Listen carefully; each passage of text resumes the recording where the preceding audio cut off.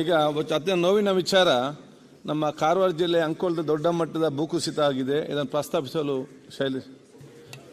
ಸತೀಶ್ ಶೈಲ್ ಅಲ್ಲಿ ಶಾಸಕರು ಕೇಳಿಕೊಂಡಿದ್ದಾರೆ.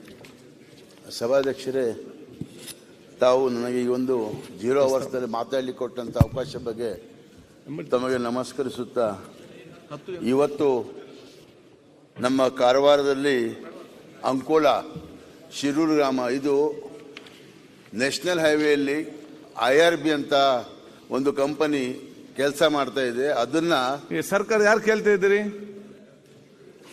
ಸುಮಾರು ಒಂದು ನಿಮಿಷ. ಓಕೆ, ರೆವೆನ್ಯೂ ಮಿನಿಸ್ಟರ್ ಹೇಳಿ. ಸುಮಾರು 400 ಮೀಟರ್ ಹೈಟ್ ಅನ್ನ ಸ್ಲೋಪ್ ಮಾಡಿ, ಏನಾಗಿದೆ ಈಗ ಫಸ್ಟಿಗೆ?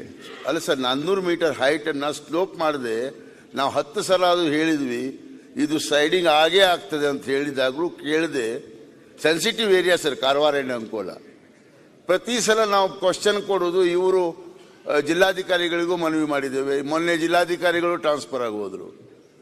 ಆಮೇಲೆ ನಮ್ಮ ವಿಶೇಷ ಯಾರು ನಮ್ಮ ಉಸ್ತುವಾರಿ ಜಿಲ್ಲಾಧಿಕಾರಿಗಳಂತ ರಿತೇಶ್ ಕುಮಾರ್ ಸಿಂಗ್ ಅವರು ಬಂದರು.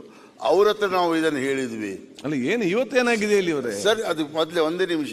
ಅಲ್ಲಿ ನಮಗೆ ಯಾವುದೇ ಥರದ ಒಂದು ಉತ್ತರ ಸಿಗ್ತಿಲ್ಲ. ಇವತ್ತು ಅದಕ್ಕೆ ಪ್ರತಿಫಲ ಆಗಿದೆ ಏನಂತ ಹೇಳಿದರೆ, ಸುಮಾರು 10 ರಿಂದ 15 ಜನ ನೀರು ಪಾಲಾಗಿದ್ದಾರೆ ಅಂತ, ಗಂಗಾವಳಿ ನದಿಯಲ್ಲಿ ನೀರು ಪಾಲಾಗಿದೆ ಅಂತ ಸುದ್ದಿ ಬಂದಿದೆ. ಅದೇನಾಗಿದೆ, ಸ್ಲೈಡಿಂಗ್ ಆಗಿ ಹೈವೇಯಿಂದ ತಳ್ಳಿ ಹೋಗಿ 2-3 ಮನೆಗಳು ಧ್ವಂಸ ಆಗಿದ್ದಾವೆ. ಅದರ ಒಟ್ಟಿಗೆ ಹೈವೇಯಿಂದ ಚಲಿಸುವ ವೆಹಿಕಲ್ ಟ್ಯಾಂಕರ್ಗಳು ನೀರಲ್ಲಿ ಹೋಗಿದ್ದಾವೆ. ಬೆಳಿಗ್ಗೆ 7 ಗಂಟೆಗೆ ಅದು ಬಿಟ್ಟು ನಮ್ಮ ಕಾರವಾರದಲ್ಲಿ ಸಹ ಮೊದಲೇ ಒಂದು ಸಲ ಲ್ಯಾಂಡ್ ಸ್ಲೈಡಿಂಗ್ ಆಗಿತ್ತು, ಅಲ್ಲಿ ಸಹ ಒಂದು ವ್ಯಕ್ತಿ ತೀರ್ಕೊಂಡಿದ್ದಾನೆ. ಇದನ್ನು ನಾವು ಪುನಃ ಎಷ್ಟು ಸಲ ಹೇಳುವುದು? ಈಗ ಸೀಬರ್ಡ್ನಲ್ಲೂ ಹಾಗೆ, ಸೀಬರ್ಡ್ನಲ್ಲಿ ಎಷ್ಟು ಸಲ ಹೇಳಿದ್ರು ಕೇಳ್ತಾ ಇಲ್ಲ. ಸೀಬರ್ಡ್ನಲ್ಲಿ ಸಭಾಧ್ಯಕ್ಷರೇ ಒಂದು ನಿಮಿಷ. ಸಭಾಧ್ಯಕ್ಷ, ಇದು ಸೀಬರ್ಡ್ನಲ್ಲಿ ಸುಮಾರು 415 ಹೆಕ್ಟೇರ್ ಜಮೀನನ್ನು ನಾವು ಕೊಟ್ಟಿದ್ವಿ. ನಮ್ಮ ಹೃದಯ ಭಾಗದ ಜಾಗವನ್ನು ಕೊಟ್ಟಿದ್ವಿ ದೇಶದಗೋಸ್ಕರ. ಇವತ್ತು ಅಲ್ಲಿಂದ ಹೋಗುವಂಥ ನೀರು ರಾಜಕಾಲುವೆ ಏನು ಸಮುದ್ರಕ್ಕೆ ಸೇರ್ತಿತ್ತು, ಅಲ್ಲಿ ಇವರೆಲ್ಲ ಐಷಾರಾಮಿ ಬಂಗ್ಲೆಗಳನ್ನು ಕಟ್ಟಿ, CR ಇಲ್ಲ, ಏನೂ ಇಲ್ಲ ಅವರಿಗೆ. ಸುಮಾರು 20-15 ಅಂತಸ್ತಿನ ಮನೆ ಕಟ್ಕೊಂಡಿದ್ದಾರೆ. ನಾನು ದೇಶಕ್ಕೋಸ್ಕರ ಮಾಡಲಿ ಸಹಜವಾದ, ಆದರೆ ಆ ಮನೆಗಳನ್ನು ಕಟ್ಟಿ ನಮ್ಮ ಜನ ಅಲ್ಲಿ ನಿರಾಶ್ರಿತರಾಗಿ ಅವರಿಗೆ ಯಾವುದೇ ವ್ಯವಸ್ಥೆ ಇಲ್ಲ. ಅದನ್ನು ಸಾಮಾನ್ಯ ರಿತೇಶ್ ಕುಮಾರ್ ಸಿಂಗ್ ಅವರಿಗೆ ಹೇಳಿದ್ವಿ ಮೊನ್ನೆ. ಅದು ಅವರು ದೇಶಕ್ಕೋಸ್ಕರ ಸುಮ್ಮನೆ ಇರಬೇಕಪ್ಪ ಅಂತಾರೆ. ಈಗ ಮಾತಾಡಿದರೆ ಇವತ್ತು ಜನ ಸತ್ತು ಹೋಗಿದ್ದಾರೆ. ಅದಕ್ಕೆ ಯಾರು ಹೊಣೆಗಾರರು?